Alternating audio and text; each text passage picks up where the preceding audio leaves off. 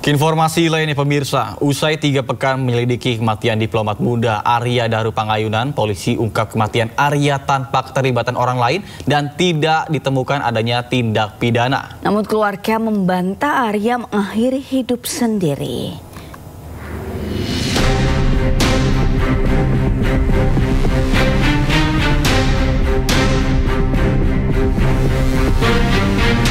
Kasus kematian diplomat muda Kementerian Luar Negeri Arya Daru Pangayunan masih menyisakan misteri. Kasus ini pun menarik perhatian publik dan menimbulkan banyak spekulasi yang berkembang di masyarakat. Usai melakukan penyidikan terhadap kematian Arya Daru Pangayunan, Polda Metro Jaya mengungkap kematian diplomat Kementerian Luar Negeri tanpa keterlibatan orang lain. Indikator daripada kematian daripada ADP ini mengarah pada indikasi meninggal tanpa keterlibatan pihak lain. Pada pemeriksaan laboratorium toksikologi tidak ditemukan zat yang menyebabkan gangguan pertukaran oksigen. Tidak ditemukan adanya penyakit atau zat yang dapat menyebabkan gangguan pertukaran oksigen pada organ ataupun jaringan pada korban. Maka sebab kematian korban adalah akibat gangguan pertukaran oksigen pada saluran pernapasan atas yang menyebabkan mati lemas. Sementara pihak keluarga Arya Daru Pangayunan, diplomat Kementerian Luar Negeri, membantah bahwa korban meninggal karena mengakhiri hidupnya sendiri. Keluarga berharap polisi melanjutkan proses penyidikan dan penyelidikan kasus ini berarti ya. Oh iya betul, karena kan tadi dari di Reskrim juga sudah menyampaikan bahwa ini belum tuntas ya. Nah berarti kan masih ada hal-hal yang perlu didalami lagi nih oleh beliau-beliau para penyidik. Nah itu kita tunggu bersama nanti bagaimana hasil ke depannya. Agak sangkalan dari keluarga apabila pas Daru nih meninggal karena bunuh diri, Mas. Ada sangkalan nggak, Mas?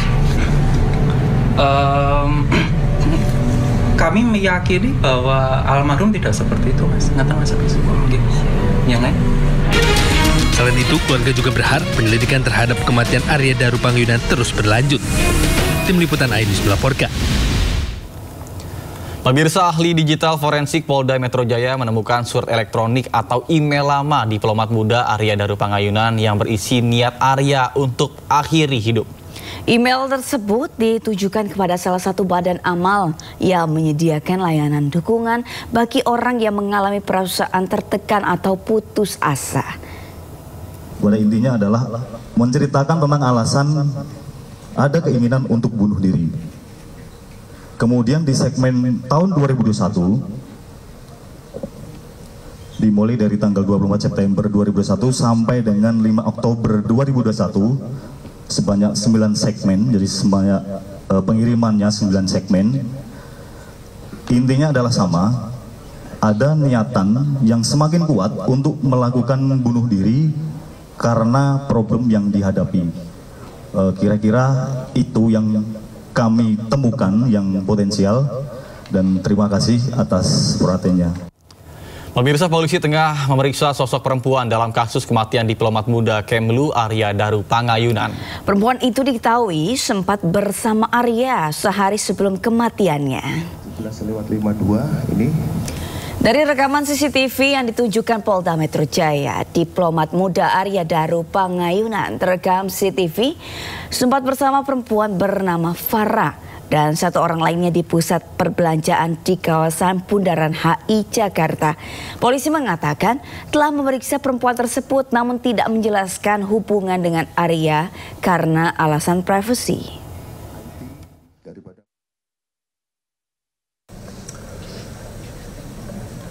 Terkait dengan apakah sudah diambil keterangan, Farah sudah. Kalau masalah hubungannya kami tidak bisa sampaikan karena itu privasi.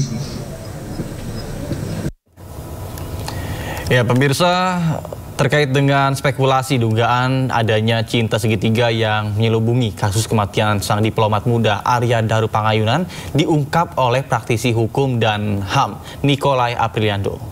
Nikolai menenggarai ada indikasi motif cinta segitiga dalam kematian Arya. Ia juga meminta kematian Arya patut diselidiki lebih lanjut dengan melibatkan pihak lain diantaranya POM TNI.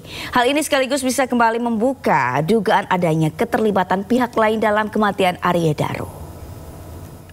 Ya, jadi pertukaran oksigen pada pernafasan bagian atas seperti hidung.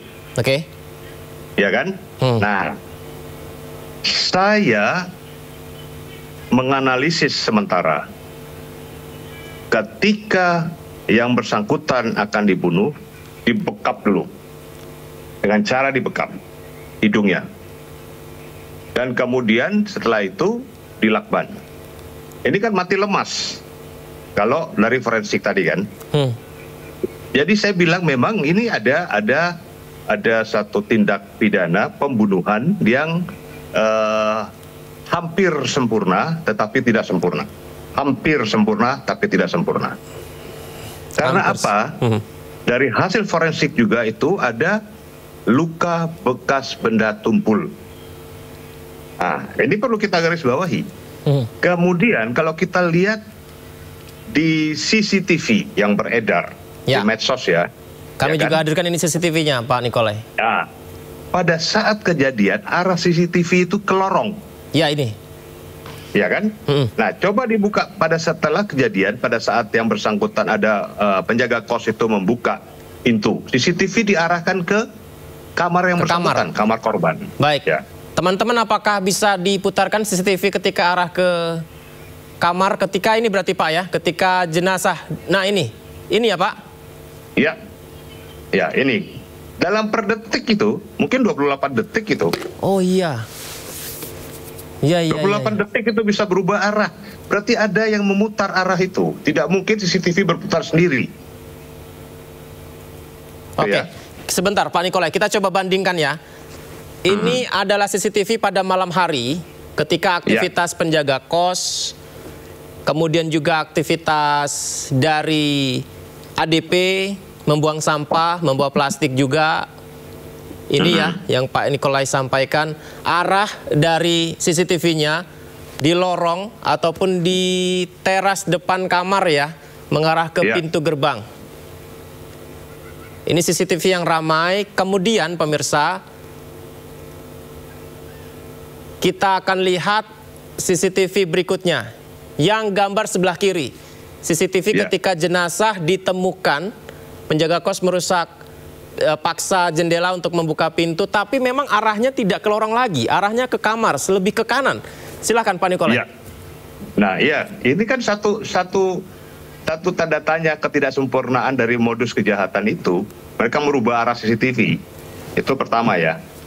Yang kedua, cara membuka jendela. Ya kan? Lihat dari penjaga kosnya itu. Dengan tenangnya dia. Seolah-olah tidak terjadi sesuatu. Ya kan? Nanti setelah dia masuk, dia tidak menampakkan rasa kaget, rasa terkejut, melihat keadaan korban. Ya. Baik, izin saya potong Pak Nikolai. Kami mendapat informasi, tadi polisi juga sempat mendapat pertanyaan tersebut dari wartawan mengenai arah CCTV yang berubah. Ini atas permintaan keluarga korban yang meminta penjaga kos membongkar kamar korban. Apakah masuk akal Pak Nik? Tidak masuk akal. Masa keluarga korban meminta penjaga membongkar kamar korban dengan menggubah CCTV? Logika hukumnya di mana? Logika berpikir secara waras di mana? Kalaupun keluarga korban meminta dibuka kamar daripada korban, tidak perlu merubah arah CCTV. Ya. Ini kan sudah kelihatan sekali rekayasanya. Ini saya bilang rekayasa. Dan saya menengarai pembunuhan ini bukan pembunuhan biasa, tetapi ada latar belakang tertentu.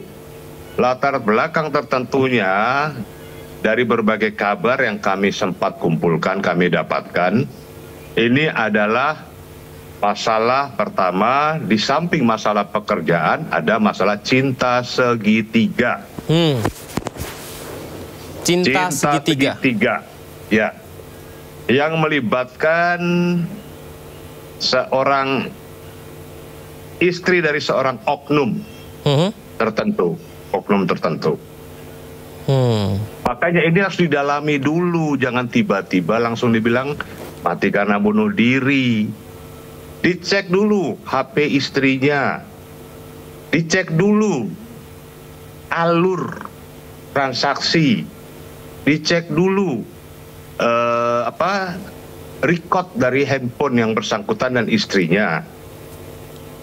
Baik, Pak Nik, ini kami hingga sekarang masih mencoba menghubungi tim penyelidik dari Polda Metro Jaya, tapi hingga saat ini kami masih belum mendapatkan jawaban, Pak Nik. Ya. Baik, Pak Nik. Makanya saya mengatakan gini, karena ini feeling saya ya, feeling saya bahwa ini ada keterlibatan oknum tertentu, dan oleh karena itu pihak penyidik Polda harus menggandeng pihak POM TNI, PPM TNI harus menggandeng.